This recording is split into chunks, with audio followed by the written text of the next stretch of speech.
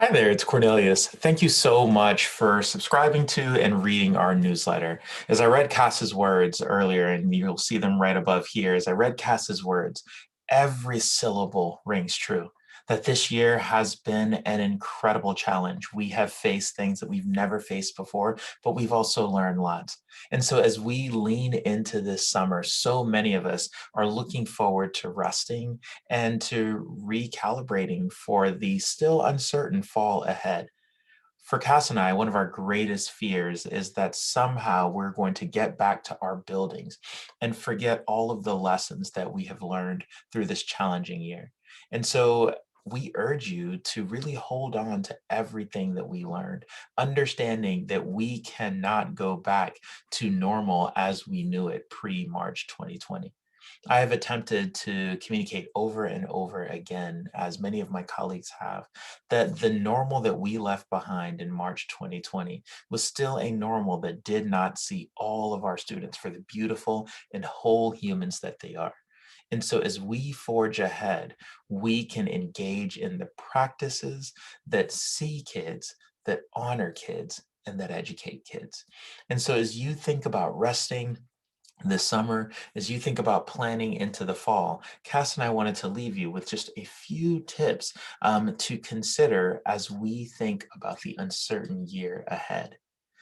One of the things that it would be helpful to consider, we've been considering it lots here, is our own energy and our own capacity as we move forward.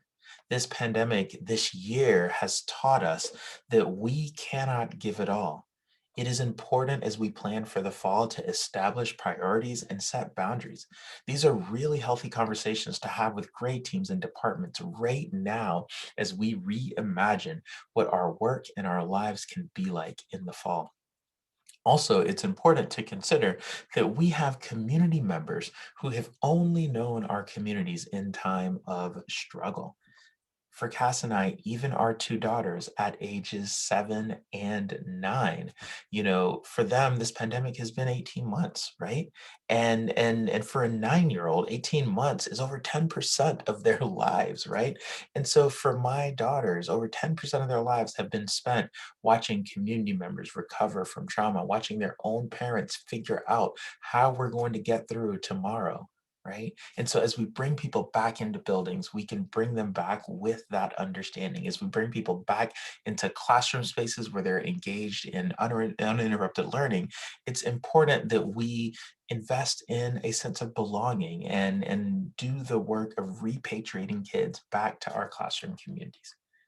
Also, as we consider curriculum and learning outcomes, it's important to remember that what we're facing this fall is not a game of catch up, that learning loss is a myth. Kids have been engaged in powerful learning as they have survived and made their way through these last few months.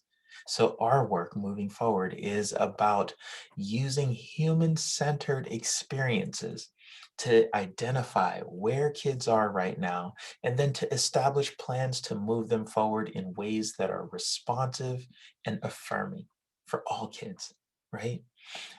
As I close, I also want to remind you that we cannot fill our plans from minute to minute, that we need to leave some space, some opportunities for us to breathe. Because life happens. Our employers are going to make demands, our own families will need us, things will come out of nowhere. And so anticipating surprises can sometimes feel stressful and impossible, but then building the time to respond to those surprises is definitely doable. So as we plan for the fall, these are 4 quick tips that I hope will help you to have a restful summer and a fall that will allow you to be and step into your continued humanity. Thank you so much for studying with Cass and I this year. It has been the honor of a lifetime to call you colleague. Thanks again.